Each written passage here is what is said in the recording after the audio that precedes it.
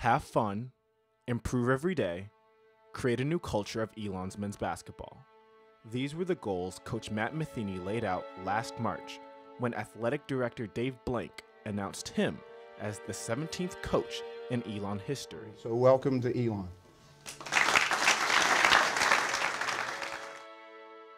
Our everyday goal is going to be to get better. Every day, get better. We're going to have a ton of fun. You know, 2 years before, we had just lost to Davidson in the finals. So wasn't very fond of Davidson. And the first text I get is, we're getting an assistant coach from Davidson. And I was like, oh my gosh, this is absolutely ridiculous. Like, I was like, I'm gonna transfer, blah, blah, blah, and but of course, I was like, you know what, let me at least, see what the guy's about. Matheny's credentials spoke for themselves. His resume featured nearly 2 decades as a successful assistant coach for Davidson.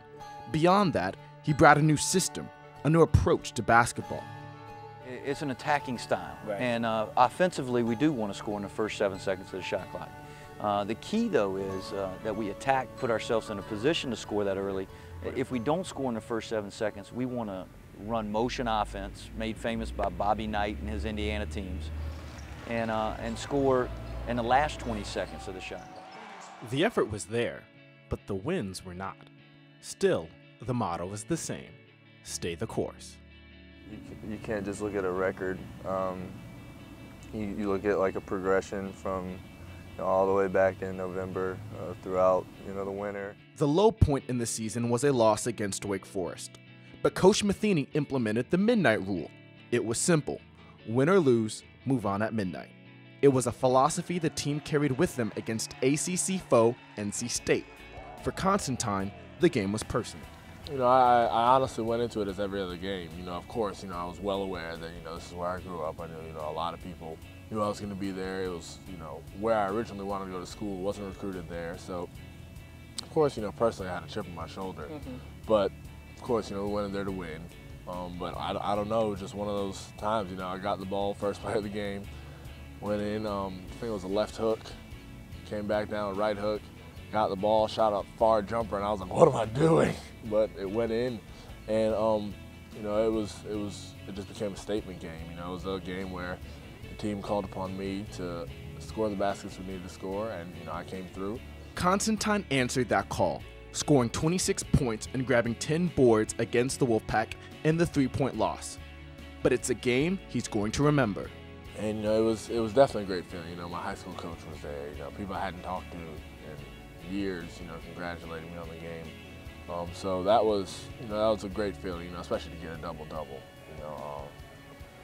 That's something that I'll definitely remember for a while. One trait about this team that we hear a lot about is the resiliency, the ability to come back 2 games later and, really compete at a high level. Where does that kind of fire come from? I think this comes from a core belief that we can win every game. I know and I'm not a fool. I know our record didn't show that, but we didn't believe that. We said, you know what? Every game that we're going to go into, we're going to put everything we have into. The day was February 22nd, senior night. Matheny, family, and more than 1,900 Phoenix fans packed into Alumni Gym to honor their 4 graduating members: John Ogolo, TJ Douglas, Adam Constantine, and Devin Carter. Oh, and to make things more interesting, their opponent, the Davidson Wildcats. The game was a thriller, a double overtime affair. The Phoenix, who hadn't beaten the Wildcats in 13 tries, were led by Juice Bradlin's 31 points.